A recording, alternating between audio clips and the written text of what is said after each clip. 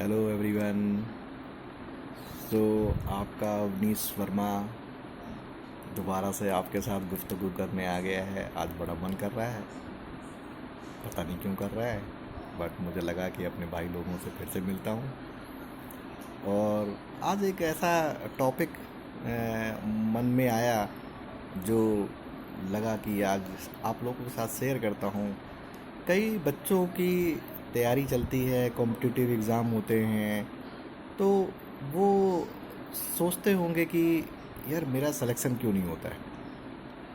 अब कई बार आपने भी ऑब्ज़र्व किया होगा कि आपकी पूरी पूरी पूरी प्रिपरेशन होती है, पूरा सारे सब्जेक्ट आते हैं, सारे सवालों के आंसर आते हैं, बट आप सेलेक्ट नहीं हो पा रहे हो। कहीं ना कहीं स्टेज पे इंटरव्यू में या कहीं ना कहीं आप लोग डिफीट हो जा रहे हो, रह जा रहे हो। बल्कि कभी कभी ऐसा होता है कि बहुत एवरेज बच्चा होता है और उसको उतनी नॉलेज एक्चुअल में नहीं होती है, और एक टॉपर बच्चा सेलेक्ट नहीं हो पाता है, और एक एवरेज बच्चा थोड़ा सा नॉर्मल नॉलेज वाला है ना, थ्योरेटिकल नॉलेज कम है बट उसका सिलेक्शन हो जाता है। ऐसा क्यों होता है, ये मना में आता होगा आप लोगों के। तो बच्चे इतना बहुत तैयारी करते हैं। तो मैंने भी जब तैयारी की तो एक्चुअली में मैंने जो पाया कि इसमें डिफरेंस कहाँ आता है, तो उसका डिफरेंस मैं वो इंसिडेंट आपके साथ शेयर करना चाहता हूँ। तो ये बात 2001, 2002, 2003 की है। 2001 के डीआरडीओ सिलेक्शन के लिए मैंने एग्ज़ाम दिया था, 2002 के लिए दिया था, 2003 के लिए दिया था। ये तीनों ईयर के लिए मैंने डीआरडीओ सिलेक्शन के लिए एग्ज़ाम दिया था।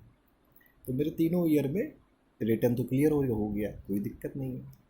बट मेरा जो लास्ट ईयर वाला जो 2003 वाला जो मेरा इंटरव्यू था, उसमें मुझे वो क्रैक्स का पता चला कि एक्चुअली में मैंने उसमें क्या ऐसा कर दिया कि मेरा उसमें सिलेक्शन हो गया। तो चीज़ जो होती है वो आपको उसी समय पता चल जाएगी कि आपका सिलेक्शन हो रहा है कि नहीं हो रहा है। तो हुआ क्या कि मैं जब इंटरव्यू के लिए कॉल लेटर आया तो उसमें कुछ डॉक्यूमेंट्स थे मांगे थे, ओरिजिनल जो मांगते हैं एज़ यूजुअल।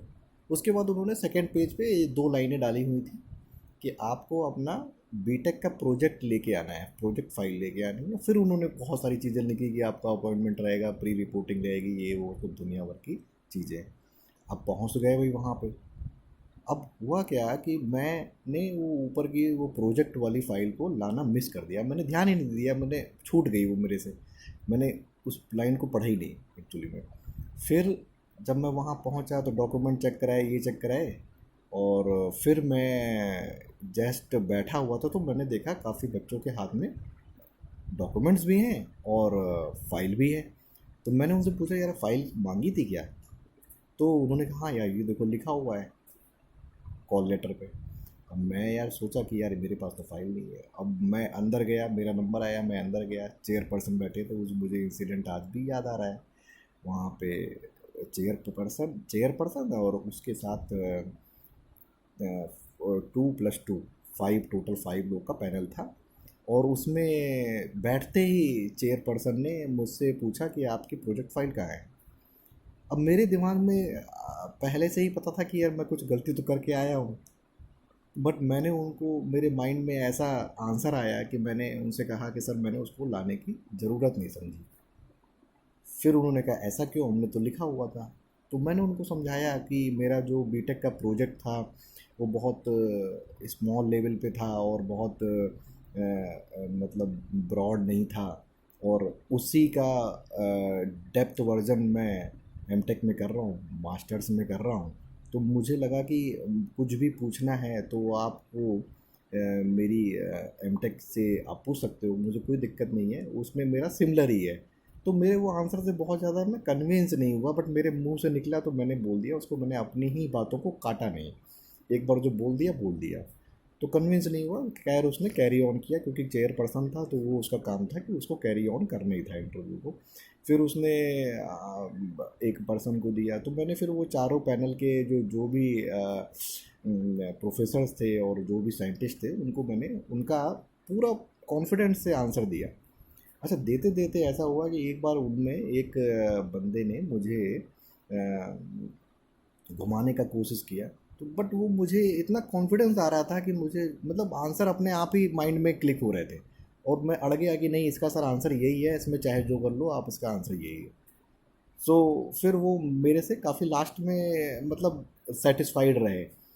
तो जाते जाते मुझे फिर पता नहीं क्यों ऐसा लग रहा था कि जब मैं ये इस रूम को छोड़ के जाऊंगा तो मुझे ये ओके करके ही अंदर छोड़ेंगे, ये मतलब कैंडिडेट सेलेक्टेड है। और मैं जैसे ही बाहर आया, मैंने इतना कॉन्फिडेंट भर गया अंदर कि मैं बाहर आते ही मैंने, मेरे जो फ्रेंड्स आए थे और मेरे साथ इंटरव्यू देने के लिए, मैंने कहा मेरा इंटरव्यू सिलेक्शन इस बार हो जाएगा DRDO। मैंने बोल दिया उसी समय निकलते ही, और मेरा लकली हो गया।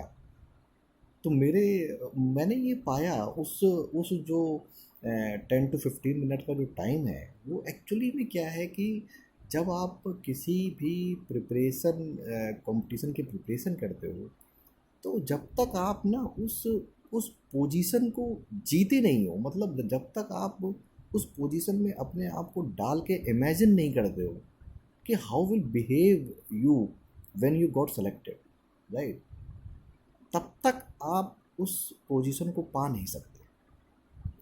सो इमेजिनेशन इज वेरी इंपॉर्टेंट। यदि आप इमेजिन नहीं कर पा रहे हो, आपके मन में थोड़ा सा भी डाउट है, 1% का भी, तो you will not get selected.